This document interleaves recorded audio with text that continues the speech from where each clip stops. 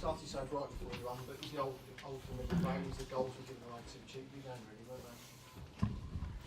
Well, I don't know about too cheaply, because the first two goals of Leicester are outstanding goals. Just a ball over the top of Yeah, but it's the way he's taken it that's killed us a little bit. He's took it first time, coming over his shoulder. And I thought at that point, when we perhaps should have been 2-0 up, with Michael's great save, those two moments probably was the key to the game a little bit. But we was okay. We got in. Can I turn that mic off, because it's putting me off a little bit? Something's echoing. Yeah, those two moments kind of changed the game a little bit, because we got him in at half time, it was okay. We come out second half and I thought it was even. We had a kind of open period. I thought the referee made a couple of bad calls for us, particularly when Solomon was through, and perhaps should have been booked, I thought, Morgan. They went straight down the other end. We were a class bit of moment from them. And from that moment on, we lost our belief. There's no doubt about that. And we lost our shape, and we lost our spirit to a degree. And that is something that I've only experienced once before here in the Huddersfield game, where I thought our spirit and our confidence just hit the floor. And that is a worry. And on the run we're on, I still don't think it's an excuse. So I made that clear to the players after.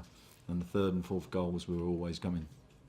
Do you feel the game got away from Albion after Krakowiak came off the pitch?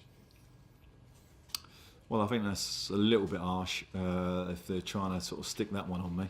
I honestly thought that we needed some legs. We started to look a little bit leggy in there. And Sam, who a lot of people were begging me to play, did deserve a chance. And I thought he might give us something going forward, and he's got a good ability and a good career in front of him.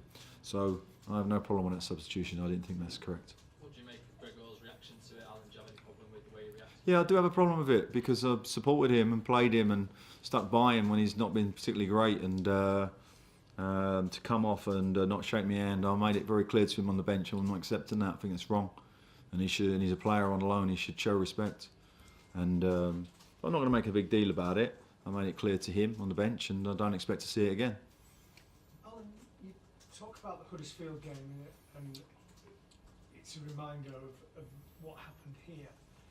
But the fact that you're in such a precarious position, and this has happened twice in the space of a month, how does that make you feel in terms of the way you're trying to manage this team?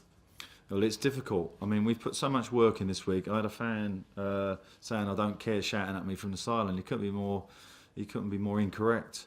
You know, we've worked so hard on the team this week in terms of trying to change things, trying to put things in their mind, trying to inspire the team, and you know, that gets more difficult when you're trying to put that amount of work into a team. So, you know, we're going to have to look at it again. I'm going to have to sleep on this result a little bit myself and come up with how we're going to go forward. And certainly, before you even ask me the question, will I speak to upstairs? Yeah, I will.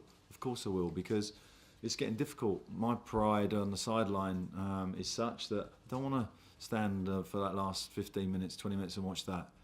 My team's better than that, and I want my team here to be better than that.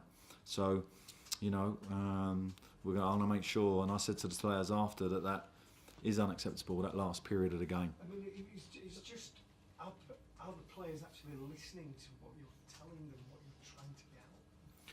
Well, I think if you look back on the record of this team from the start of the season, it's been struggling, and we continue to struggle.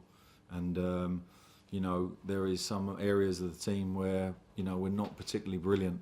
We just got to keep working. The only thing we can do in those situations, and when we're up against some real quality in the opposition, is to dig in and keep believing and keep the faith to the end. And that was the problem today in that last period of the game. We didn't do that, so we didn't give ourselves a chance of scraping something out of it. Even if we got a lucky second goal when it was right at the end of the game, the third and fourth goals killed us off. Sorry, Alan, you're saying that you're going to have a word with the decision makers to see whether or not they want you to continue in the job, given the fact that you're hurting at the moment and your pride. Yeah, sure. Because, you know, if they in terms of the team and the results and everything, it is what it is. And you know, I want the best for West Brom. And if they and of course for me, it's about planning next week and getting ready for what will be a difficult game down at Bournemouth, and that's what I'll do. But I'll still talk to them and, you know, get a feeling of what they think, because, you know, they might think a change is a better thing for the club. I don't know. But the one thing I'm not going to do, right, is what I said on Thursday, is I'm not going to lay down tools, because I was saying to the players, you've got to fight to the end, and I'm criticising them for the last 20 minutes that we weren't fighting. You've got to fight. You've got to fight to the end. And I don't care whatever job you're in, workplace you're in.